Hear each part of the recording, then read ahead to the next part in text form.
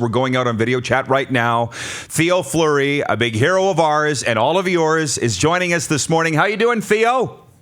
I'm great. How are you guys? Well, we're okay, despite the Riders losing last night. Where do you join us from this morning? You in Cowtown, or where are you at? I'm in Calgary today, yeah. And I made sure I wore my Sask made hat that I bought a couple weeks ago in Regina there. So, well, here's the thing. We got a lot of questions to get to with you, Theo. There's a lot of topics that you can cover.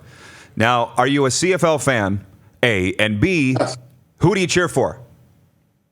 Well, let's see. When I lived in Manitoba, I was a Bombers fan. And then when I moved to Moose Jaw and played junior there, I was obviously a big Rough Riders fan. And seeing I live in Alberta now, I have to support my Calgary Stampeders. I used to be a season ticket holder at the Stamps and for many years. And so it was great to see them win another Grey Cup last year.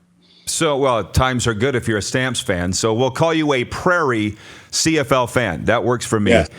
You're too busy to be a season ticket holder anywhere now. Tell the world and our viewers here, which is 89% Saskatchewan viewers, what Theo Fleury's up to. Last I saw you were in Estevan a couple weeks ago.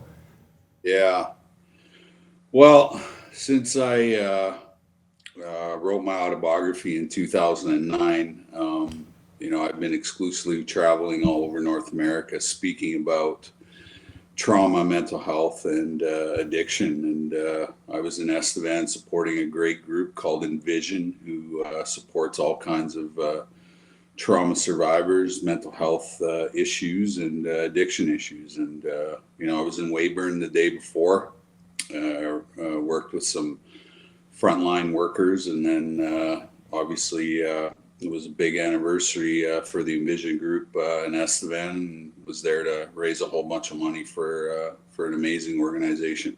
Well, you're doing incredible work, and I know how good it feels, so good on you, Theo. And I'm going to turn these guys loose on you in a second because they got all the sports questions. But one of our producers here was digging into your background, and they said you just did a TED Talk in Vancouver to do with curiosity. So what's that all about? Well, it's quite an honor to get asked to do a TED Talk, and so I went there, and I think, when I came out with my own story, I was curious about the healing process, how well I could get, what needed to happen on my end in order to get to, a place where, I could stop drinking, using drugs, and really start to, unpack and unravel, my own past history with trauma experience. And what I discovered was, all different kinds of holistic ways to overcome, some of the issues I had, not only as a kid, but as an adult as well. Well, congratulations. And you're right. It is the number one weapon is holistic healing for those issues. All right, guys. I know I could talk to Theo about this till midnight. So you guys take over with what you want to talk to Theo about. Lynch? Theo, John Lynch here. Do you find more acceptance to your programs now than, say, 2 or 3 years ago?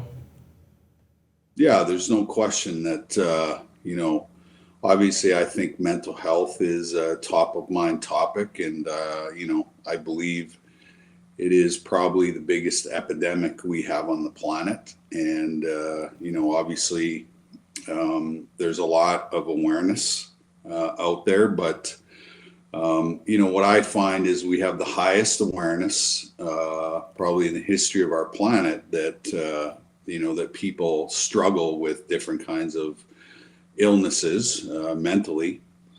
But on the other side of the coin, we have the highest suicide rates on the planet right now. And so why isn't all of this awareness, being turned into action and getting people well? And so that's probably the $1 million question that we need to have answered quickly so that, these unnecessary deaths are happening by people, taking their own lives. Your tweets to the Prime Minister, Theo, are highly entertaining. Your thoughts on politics, because you're not afraid to dabble into that pool either. No. I think he's the stupidest man on the planet. He's definitely has zero leadership skills whatsoever. And he has alienated the West. And obviously, with this week's announcements of C-48 and C-69, I think us as Westerners really have to take a look at, do we really want to be a part of, Canada? And, I think we need to step up the separation talk. I tell you, I've heard about this for about 15 years. I've never heard it more, and then right now, Theo. Yeah, absolutely. And I think it's warranted. His dad was not a fan of the West, and obviously he isn't as well.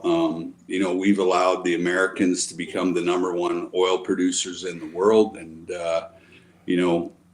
anybody with half a brain would know that the West exists, and the people have their jobs because of the oil and gas industry, and we produce the cleanest oil on the planet. And we've allowed other entities to come into our country and give the oil and gas industry a very bad name, which is unwarranted. And I don't know what what the future holds. And I'm an Albertan, and and if you know anything about our province and even Saskatchewan, we have used the oil and gas industry to provide lots of amazing services to people all across the country. And,